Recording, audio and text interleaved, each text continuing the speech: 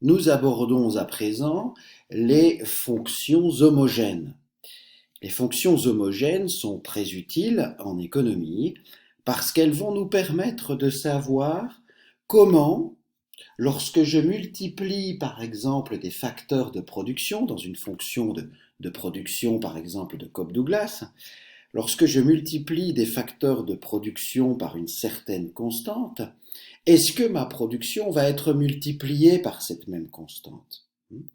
Par exemple, ici, admettons que j'ai une fonction avec deux facteurs de production, une fonction de production avec travail et capital, mettons.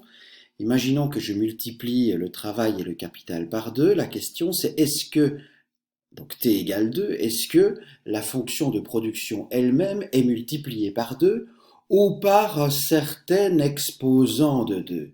Un exposant qui peut être plus petit que un exposant qui peut être égal à 1 ou un exposant qui est plus grand que 1.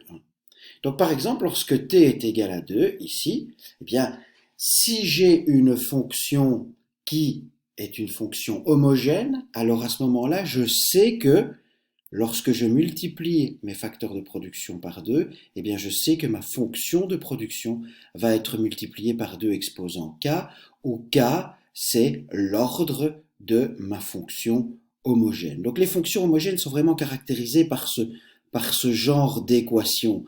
On a un t qui multiplie les variables de ma fonction, et ce t, lorsque la fonction est homogène de degré k, peut sortir de la fonction pour se retrouver à l'exposant k ici devant la fonction. Alors ceci, c'est bon pour tout t qui est strictement plus grand que 0 dans la définition des fonctions homogènes, et pour tout t tel que si on a xy qui appartient à d, il faut que tx, ty appartiennent également au domaine de définition. Donc ça c'est normal. Hein. Xy, pour pouvoir définir les deux fonctions ici, hein, donc la fonction elle-même au point xy et la fonction au point tx, ty, bah, il faut que à la fois x et y et tx, ty appartiennent au D, ce que j'ai appelé ici le domaine de définition de la fonction grand F. Donc on va demander que pour tout t plus grand que 0, lorsque xy appartient au domaine, tx, ty appartient également au domaine de f. Comme ça, dès que j'ai un xy qui appartient à f, je peux écrire la définition des fonctions homogènes. Je peux en tout cas écrire cette égalité qui fait intervenir les deux facteurs et les facteurs multipliés par la fameuse constante, ainsi que cette constante exposant k mise devant la fonction. Donc je peux écrire cette égalité-là.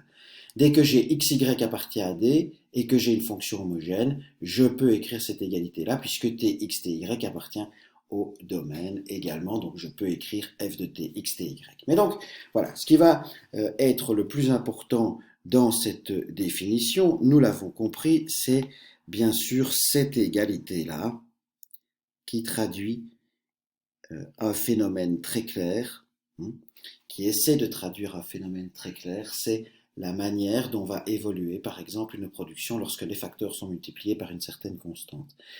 Ces fonctions homogènes, on l'a bien compris, vont donc être utiles pour décrire toute une série de phénomènes économiques, dont des productions, bien sûr, et donc il est utile d'en comprendre les propriétés de ces fonctions homogènes. Et je vais établir très rapidement l'une ou l'autre propriété qui sont utiles avant plus tard de faire l'un ou l'autre exemple qui montre bien à quoi ce genre de fonction peut servir, cette structure de fonction en tout cas peut servir. Alors tout d'abord, si nous avons, alors je vais mettre un petit 1, si j'ai une fonction homogène de degré k, eh bien, il y a quelque chose qui nous dit que si donc f de x est homogène de degré k, eh bien les dérivées partielles de f,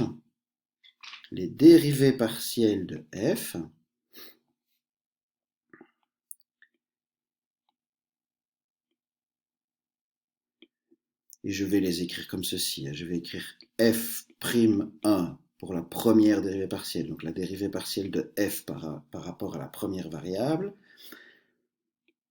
et f'2 de xy sont également homogènes, mais elles sont, elles, de degré k-1. On n'a pas spécifié le k dans la définition des fonctions homogènes. Donc k, ça peut être 1, 2, 3, 0, peut-être même d'un nombre négatif. Pour l'instant, ça n'a pas d'importance. Mais donc, première propriété, si j'ai des fonctions homogènes de degré k, donc autrement dit, si j'ai f de tx, ty qui est égal à t exposant k fois f de xy, alors à ce moment-là, si j'effectue la dérivée première par rapport à la première variable, eh bien cette dérivée partielle par rapport à la première variable, tout comme la dérivée partielle par rapport à la seconde variable, sont homogènes de degré k-1. Comment est-ce que je vais voir ça? Si je prends la dérivée par rapport à la première variable de f de tx, ty, si je la dérive, il faut bien évidemment la dériver par rapport à la première variable. Donc je dérive partiellement, je vais l'écrire en toutes lettres. F de tx par rapport à x, ty ici. Ceci par donc, dérivation, c'est dérivé par rapport à la première variable. Donc ça va me faire f' 1 de tx, ty, dérivation par rapport à la première variable, multiplié par tx, la dérivée de tx par rapport à x, théorème de dérivation des fonctions composées. Dérivée de tx par rapport à x. Et ça va me faire t. Voilà, donc ça c'est la dérivée partielle par rapport à la première variable. Et puis je regarde cette même écriture, donc je dérive aussi partiellement par rapport à x, mais tk fois f de xy, que nous savons qu'il y a une égalité. Et bien ça va me faire tk fois, à nouveau, la dérivée partielle par rapport à la première variable de fxy. Et donc, ceci mis ensemble, qu'est-ce que ça va me donner? Ça va donner f'1 de tx, ty, ce sera égal à t exposant k-1, le t qui est ici et le t exposant k ici viennent se simplifier pour obtenir t exposant k-1 ici, multiplié par la dérivée partielle par rapport à la première variable. Et donc ici, nous avons bien démontré que nous avions ici la dérivée partielle de f par rapport à la première variable, par définition des fonctions homogènes, qui est homogène de degré k-1. Et de même, on pourrait démontrer, on peut démontrer que si je prends la dérivée par rapport à la seconde variable de ma fonction homogène en tx, ty, j'obtiens également, on peut le démontrer, je ne le fais pas ici, mais c'est exactement la même chose que ce que je viens de faire ici, eh bien j'obtiendrai t exposant k-1 multiplié par la dérivée par rapport à la seconde variable fxy. Autrement dit, voilà, nous avons montré très simplement, en utilisant les dérivées partielles par rapport à x, d'abord, mais ici on devrait utiliser les dérivées partielles par rapport à y. Donc on montre, en utilisant les dérivées partielles par rapport à x de chacun des membres de l'égalité lorsque j'ai une fonction homogène, je dérive ces deux membres par rapport à x, ces deux membres sont donc bien égaux, et en dérivant partiellement par rapport à x, eh bien, on obtient cette égalité-là qui fait apparaître immédiatement la définition d'une fonction homogène de degré k-1 hein, puisqu'on a k-1 ici. Et quelle est cette fonction homogène de degré k-1? Ben, c'est la dérivée partielle par rapport à la première variable de x. Donc voilà, si f est homogène de degré k, eh bien, on montre facilement que les dérivées partielles de f par rapport à chacune de ces variables sont homogènes de degré k-1. On peut ensuite continuer dans ces propriétés et aborder ce qu'on appelle le théorème d'Euler. Deuxième propriété, on va dire, ce qu'on appelle le théorème d'Euler. Et qu'est-ce qu'il dit, le théorème d'Euler? Il dit ceci. Je prends les dérivées partielles de f de xy et je les multiplie chacune par la variable par rapport à laquelle on dérive, eh bien ça, c'est égal à k fois la fameuse fonction homogène. Et pour démontrer ça, donc encore une fois, je fais une démonstration rapide de ceci. Alors attention, ceci est une égalité qui va dans les deux sens. Pardon, c'est une implication qui va dans les deux sens. Donc en fait, j'ai f homogène de degré k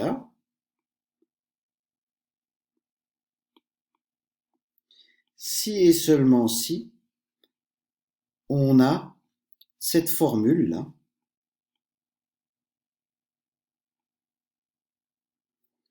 Et donc, qu'est-ce que ça signifie, ça? C'est que ça signifie que si j'ai une fonction f xy qui est homogène de degré k, alors j'ai cette formule, mais aussi, si j'ai cette formule, eh bien j'ai f qui est homogène de degré k. Et je ne vais aller que prouver ceci dans un sens. Hein.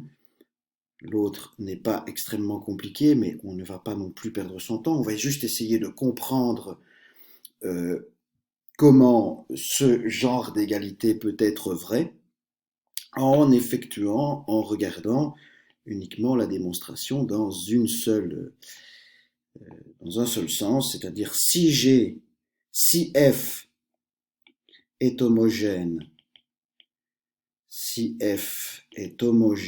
de degré k, donc on sait que à ce moment-là, on a f de tx, ty qui est égal à t exposant k fois f de xy. On va dériver ça des deux côtés partiellement par rapport à t, non, totalement pardon, par rapport à t, donc je vais effectuer la dérivée par rapport à t de f de tx, ty, et puis je vais regarder également juste après la dérivée par rapport à t de l'autre membre et ces dérivées devront être égales. Et donc autrement dit, ceci, dérivation de fonction composée, il s'agit de la dérivée partielle par rapport à la première variable en tx, ty fois la dérivée de tx par rapport à t, c'est-à-dire x, plus la dérivée partielle par rapport à la seconde variable en tx, ty fois la dérivée de ty par rapport à t, c'est-à-dire y.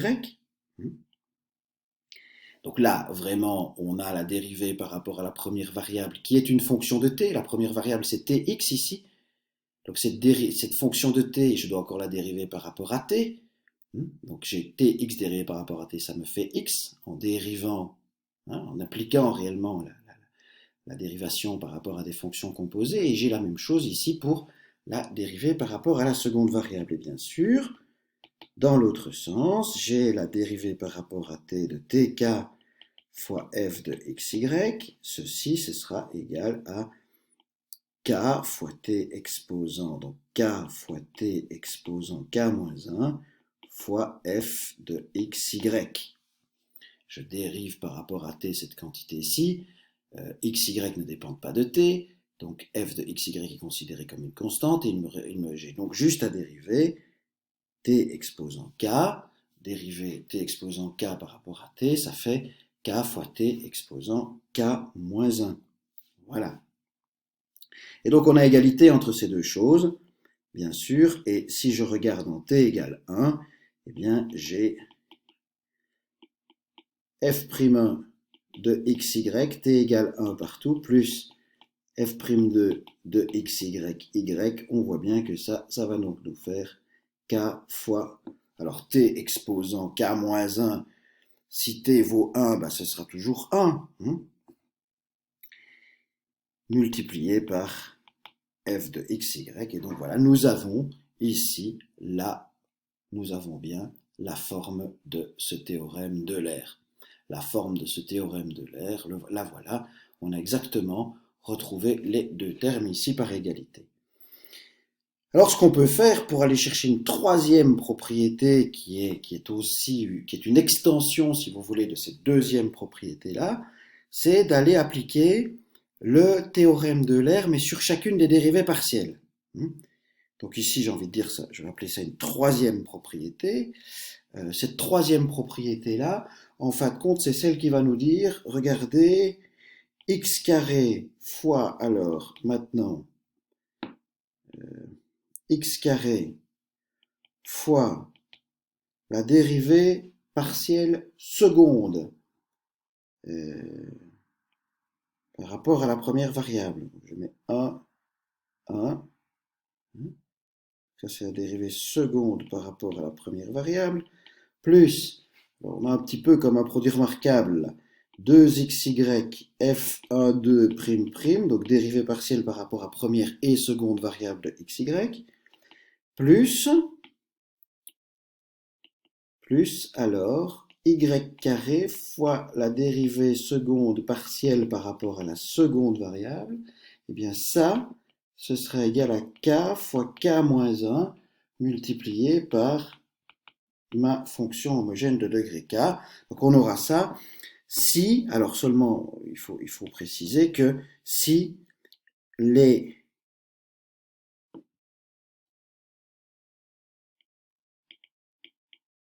dérivées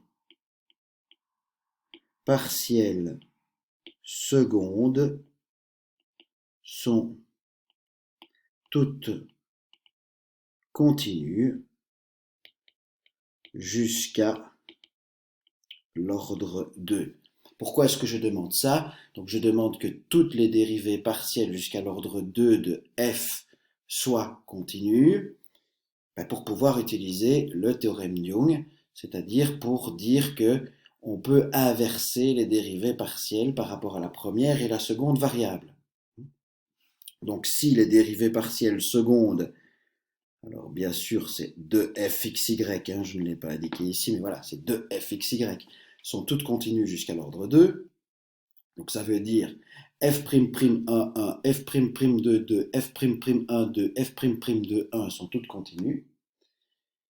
Ben dans ce cas-là, on peut utiliser le théorème de Young, et donc f''1, 2, c'est égal à f''2, 1.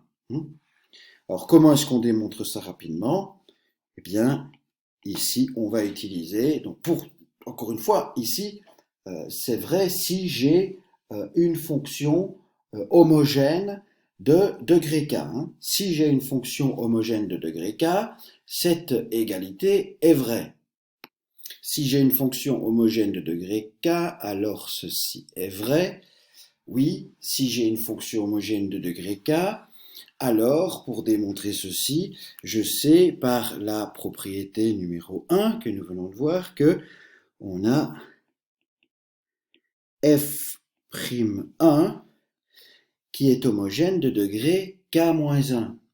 Si elle est homogène de degré k-1, je vais appliquer pour f'1 le théorème d'Euler. Donc comme si j'avais f'1 ici à droite. Donc je vais avoir ici f'1 ici à droite de xy multiplié par l'ordre de f'. L'ordre de f'1, donc l'ordre de f'1 multiplié par donc f'1 multiplié par son ordre, puisque f'1 est homogène de degré k-1, ça me fait ici dans le membre de droite f'1 de xy fois k-1. Et ici, je dois appliquer donc, le théorème d'Euler pour f'1, donc je dois dériver par rapport à la première et la seconde variable, je dois dériver f'1. Donc j'ai écrit f'11 de xy multiplié par x, plus f', f''1, 2, f''1, 2 ou f''2, 1, c'est la même chose, de xy. Donc ça, c'est le théorème d'Euler appliqué à f'1. Je peux aussi appliquer le théorème d'Euler à f'2 de xy. f'2, il s'agit aussi d'une fonction homogène de degré k-1. Donc ici, je prends f'2 que je dérive par rapport à la première variable. Donc ça va me faire, par le théorème de Young, f''1, 2 multiplié par x de xy. f''1, 2, c'est f''2, 1, c'est la même chose. Plus y, f''2, 2 de xy. J'ai donc appliqué ici le théorème d'Euler à f'2. Je multiplie la première équation par x, je multiplie la seconde équation par rapport à y, j'additionne tout ça, j'ai donc x carré f''1 de xy plus 2xy f''1 2 de xy, donc je suis toujours au premier membre, j'ai x carré f''1 plus xy f''1 2 plus xy, premier membre mais de la deuxième équation, f''1 2 plus y carré f''2 2, donc ici j'ai deux fois le même terme, là, xy f''1 1 et xy f''1 2 et xy f''1 2 ici, donc ça fait 2xy f''1 2, plus, il reste plus que ce terme-là, multiplié par y, donc y carré f''2 2 de xy, et ceci va donc me donner quoi? K-1 fois x f'1 f'1 de xy plus y f'2 de xy. Je mets ça entre crochets, donc on voit bien qu'on a k-1, je l'ai mis en évidence, mais k-1 a été mis en évidence lorsque j'additionne ces deux membres-là, multipliés par x et y respectivement, donc j'ai x f'1 de xy plus y f'2 de xy, et ça, on applique encore le théorème d'Euler. Et ça, le théorème d'Euler, ça c'est le théorème d'Euler appliqué à la fonction f, qui est elle homogène de degré k.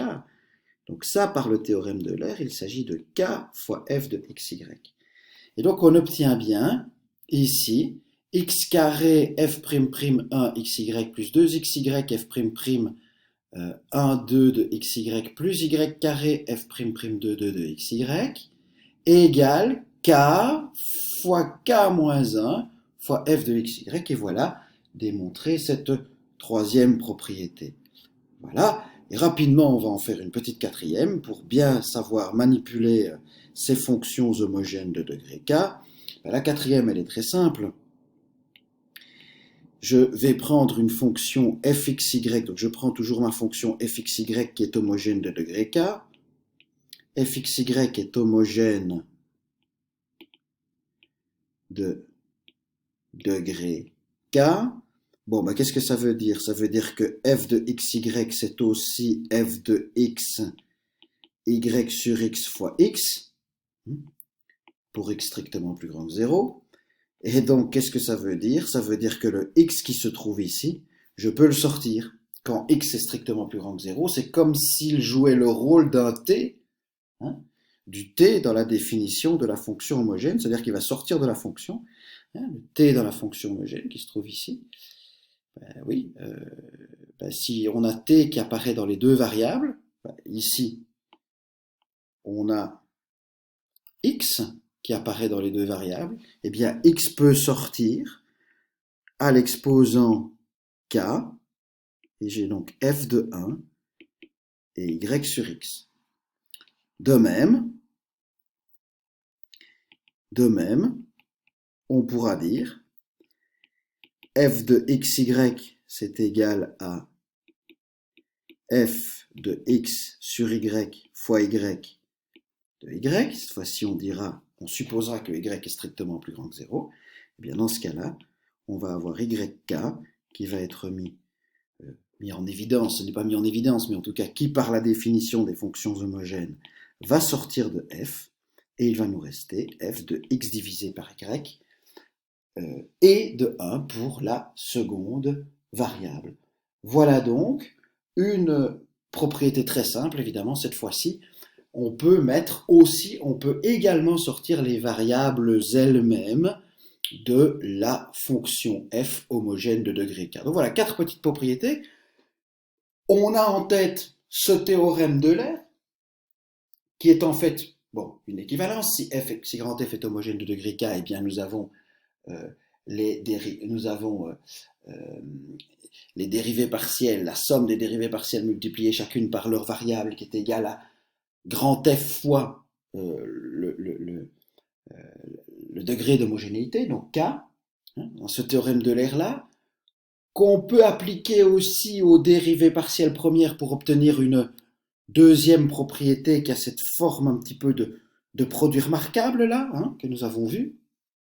Donc le théorème d'Euler, et sa forme un peu forme produit remarquable avec x carré 2xy qui n'est pas un produit remarquable, mais c'est la forme que ça y ressemble. Quand on a une fonction qui est homogène de degré k et que ses dérivées partielles existent, eh bien on a les dérivées partielles qui sont homogènes de degré k moins 1. Et dernière propriété, on peut aussi, dans une fonction homogène de degré k, sortir de la fonction les variables elles-mêmes, x et y, de cette manière-là. Voilà en ce qui concerne cette première introduction aux fonctions homogènes.